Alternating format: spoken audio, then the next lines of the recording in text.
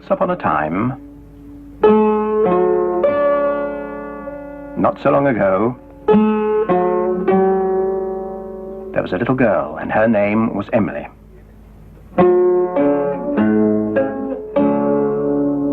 And she had a shop. There it is. It was rather an unusual shop because it didn't sell anything.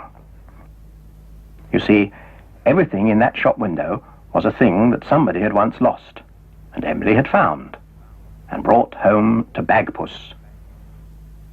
Emily's cat, Bagpuss. The most important, the most beautiful, the most magical, saggy old cloth cat in the whole wide world.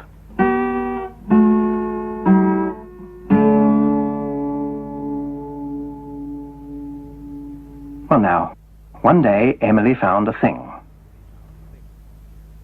And she brought it back to the shop and put it down in front of Bagpuss, who was in the shop window, fast asleep as usual. But then Emily said some magic words. Bagpuss, dear Bagpuss, old fat furry catpuss, wake up and look at this thing that I bring. Wake up, be bright, be golden and light. Bagpuss, oh hear what I sing.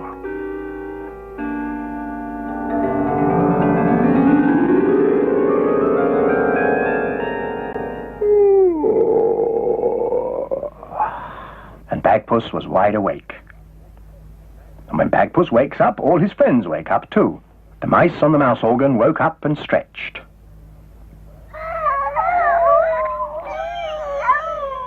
Madeleine, the rag doll.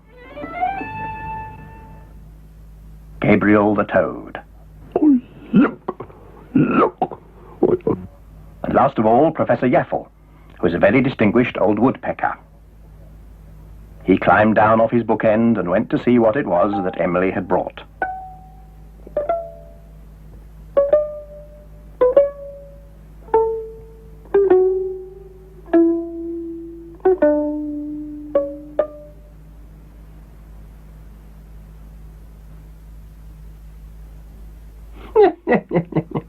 Oh dear, oh dear, oh dear.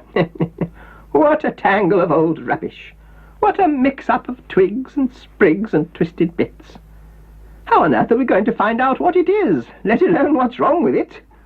Wait.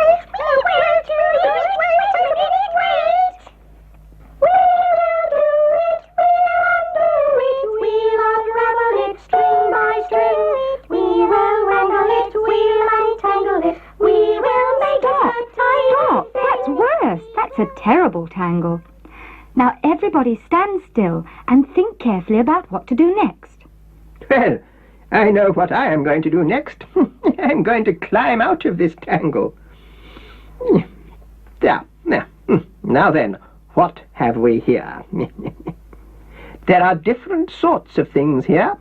Pieces of wood, and lengths of woolly string, and some twigs of, what do they call the stuff? Old man's beard, I think.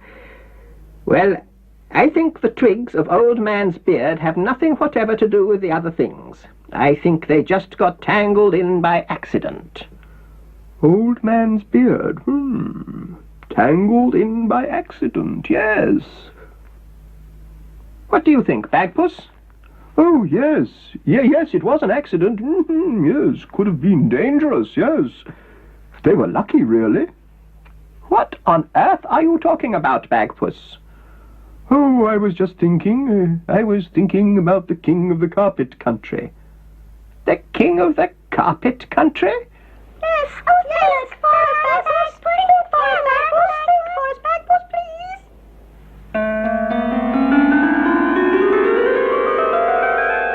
It was a pleasant country. Yes, not very far from here.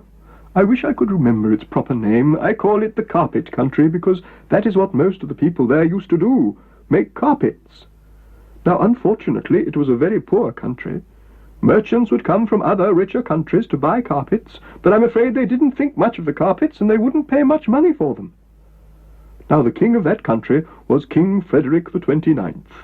He was worried because the people were poor and the carpets didn't sell well. He built a factory and put in it big looms, which are machines for weaving carpets.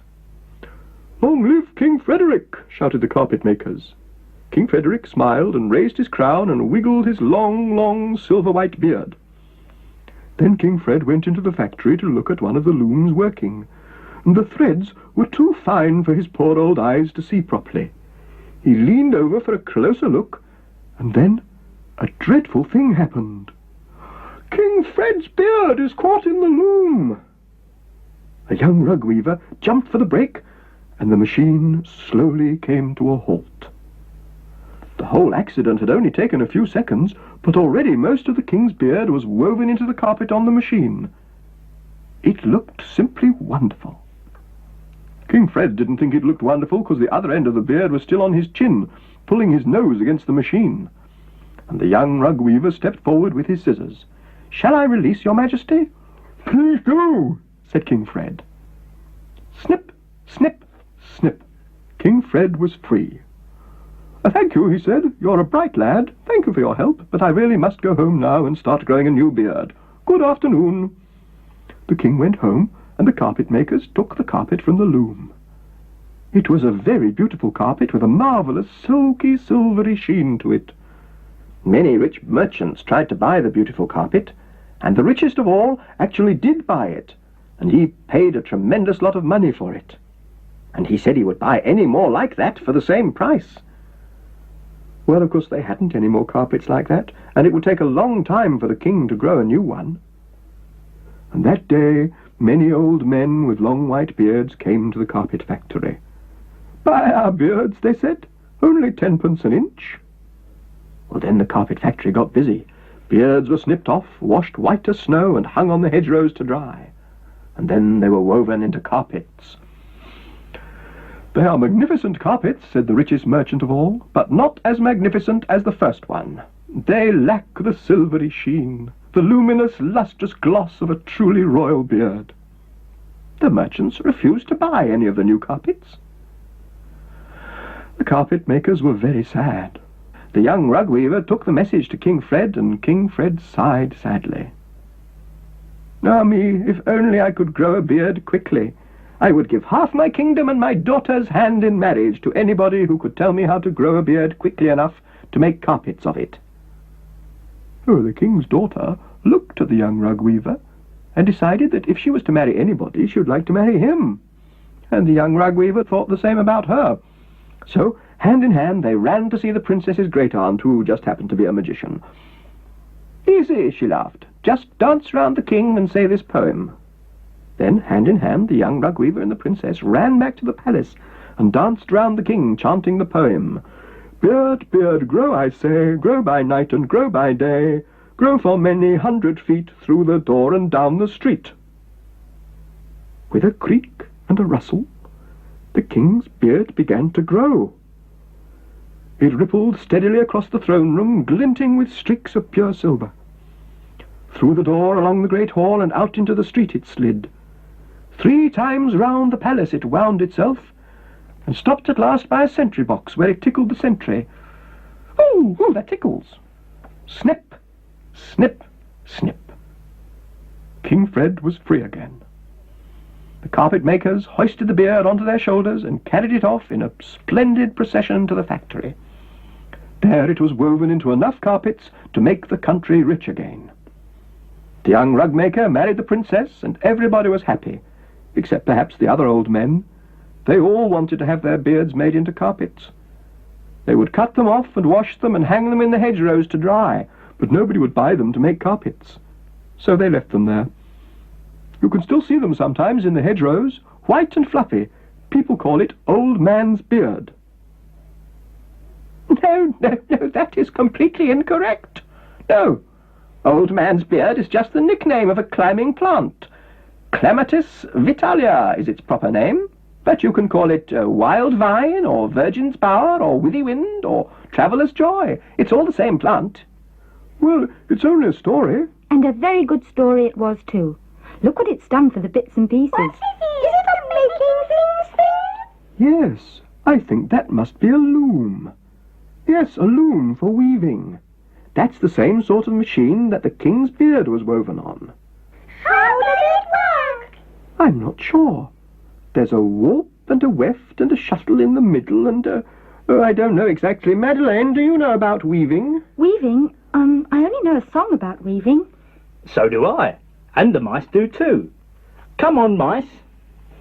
Heave, heave, heave, heave. The marvelous mechanical mouse organ.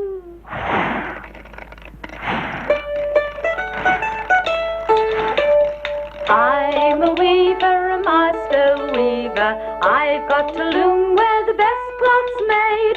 Plain cloth, twill, brocade or satin. I'm the master of my trade. Shed the warp and swing the shuttle. Beat the reed, the weft is laid. I can wind a flying bobbin. I can warp a beam of thread. I can weave a sheet of linen fit to grace a royal bed. Lift the heel and fly the shuttle. Swing the reed, the woof is laid. Hear the din of loom and shuttle. Weaving is a noisy trade. See how even, soft and gentle lies the cloth when it is made. Lies the cloth when it is made. I know about weaving. I understand weaving. Do you, Charlie Mouse? Well, you tell me. I'll show you. Look, I am the shuttle. I go up and down through these strings like this. Up. I see, yes. down. Then I pull the threads across and it makes woven cloth.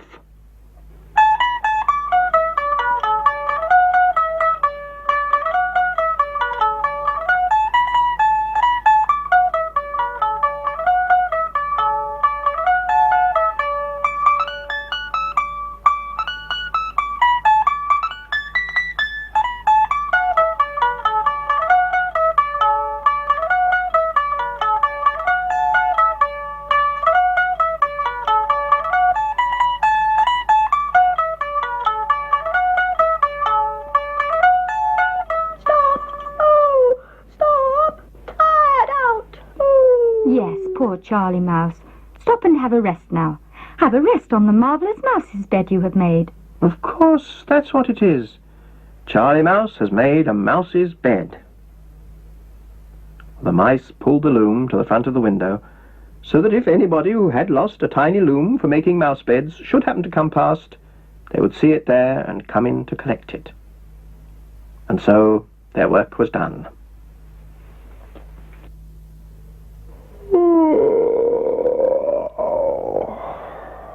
Bagpuss gave a big yawn and settled down to sleep. And of course, when Bagpuss goes to sleep, all his friends go to sleep too. The mice were ornaments on the mouse organ. Gabriel and Madeleine were just dolls. And Professor Yaffle was a carved wooden bookend in the shape of a woodpecker. Even Bagpuss himself, once he was asleep, was just an old, saggy cloth cat. Baggy and a bit loose at the seams. But Emily loved him.